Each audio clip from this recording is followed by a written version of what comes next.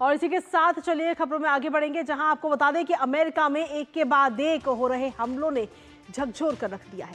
दरअसल ट्रंप के Las Vegas स्थित होटल के बाहर विस्फोट, न्यू ऑरलियंस में भीड़ को रौंदने के बाद अब न्यूयॉर्क के नाइट क्लब में भी गोलीबारी की खबर सामने आई है।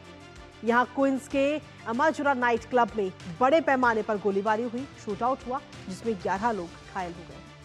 तो वहीं मौके पर न्यूयॉर्क पुलिस डिपार्टमेंट की कई यूनिट्स तैनात की गई, जो अब इस पूरे मामले की जांच कर रही है। लेकिन इससे पहले अमेरिका के न्यू ऑरलियंस की बॉर्बन स्ट्रीट में नए साल का जश्न मना रहे लोगों को एक ट्रक ड्राइवर ने टक्कर मारकर कुचल दिया, रौंद दिया और इसमें 15 लोगों की मौत हो गई, तो वहीं कई सारे लोग घायल हैं।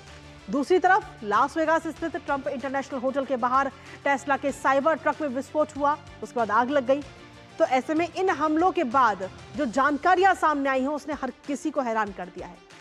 दरअसल जिस ट्रक से भीड़ को रौंदा गया उस पे आतंकी संगठन ISIS का झंडा लगा हुआ था। फिलहाल अब FBI न्यू ऑरलियंस में हुए इस हमले की पूरी जांच कर रही है, तो वहीं Tesla senior team cyber truck विस्फोट की जांच कर रही है और घटनास्थल से मिले सबूतों को इकट्ठा किया जा रहा है। CCTV फुटेज की भी जांच हो रही है। बात करेंगे अपने संवाददाता से, लेकिन उससे पहले विस्तार से आपको बताते हैं कि आखिर तीसरा हमला कैसे और कब किया गया। तो फिलहाल ये 3 तस्वीरें इस वक्त आपको दिखा रहे हैं, 3 तस्वीरें आपकी टीवी स्क्रीन पर, जहां न्यू ऑरलियंस में जब सबसे पहला जो मामला सामने आया, जहां पर एक ट्रक ने जो लोग एंजॉय कर रहे थे, वहां पर नए साल का जश्न मना रहे थे, वहां पर एक ट्रक पहुंचता है और कई सारे लोगों को रौंदते हुए जाता है और इस हादसे में, इस पूरे मामले में करीब 15 लोगों की मौत हो गई, साथ ही कई सारे लोग घायल हैं।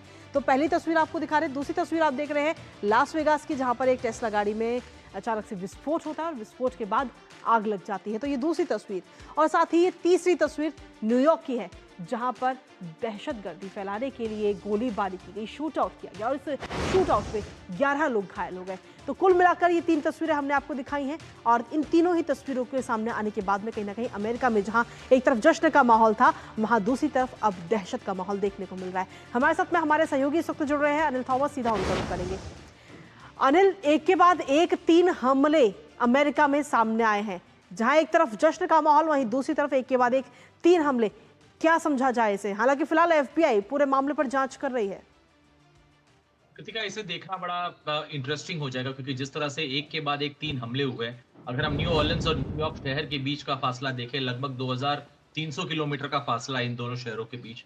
लेकिन जिस अंदाज से ये तीनों हादसे हुए हैं एक के बाद एक न्यूयॉर्क शहर में, इसे एक वन ऑफ इंसिडेंट माना जाए, क्योंकि जिस तरह से एक शूटिंग या फिर शूटिंग को लेकर या फिर मास शूटिंग इस तरह जो होती है, ये बार बार लगातार अमेरिका में हमें देखने को मिल रहा है। और मैं कहूंगा सरकार के बाद एक सरकार आई, हर बार इस पर कोई बात होती है, डेमोक्रेट्स हो रिपब्लिकन्स हो, हर बार बात करते हैं, लेकिन उसका आगे कोई बात नहीं होती। और मैं कहूंगा पिछले 2024 में लगभग हमने 500 ऐसे इंसिडेंट्स देखे शूटिंग का। तो न्यूयॉर्क के इंसिडेंट को अलग करें, लेकिन बाकी जो न्यू ऑरलियंस में हुआ है, ISIS का एंगल इसमें दिखता नजर आ रहा है। और मैं कहूंगा दिल दहलाने वाली बात है, क्योंकि न्यू ऑरलियंस शहर वैसे भी ज्यादातर पर्यटन पर निर्भर है और यहाँ सुपर बोल का मुकाबला होना था मतलब बुधवार की रात को।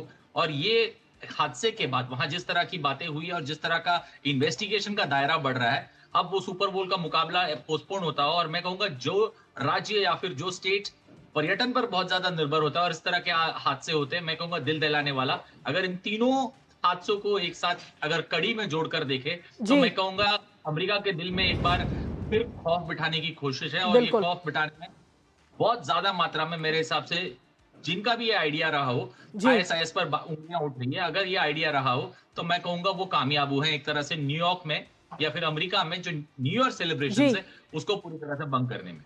चलिए, फिलहाल बहुत बहुत शुक्रिया अनिल थॉमस, तमाम अपडेट्स और जानकारी साझा करने के लिए। तो कुल मिलाकर ये 3 तस्वीरें हमने अपने दर्शकों को दिखाई और इन तस्वीरों के सामने आने के बाद में सीधे तौर पर ये जरूर कहा जा रहा है कि इन तीनों हमलों से अमेरिका, या यूँ कहें कि अमेरिका में जो लोग रह रहे हैं वो इस वक्त दहशत में है। एक के बाद एक 3 जो हमले किए गए हैं उसको लेकर फिलहाल FBI अब जांच कर रही है और एक एक करके एक कड़ी से कड़ी जोड़ने की भी कोशिश वहां पर की जा रही है। और आखिर इन सब के पीछे आखिर कौन है, किसकी साजिश है, वो पता लगाने की भी कोशिशें लगातार जारी है।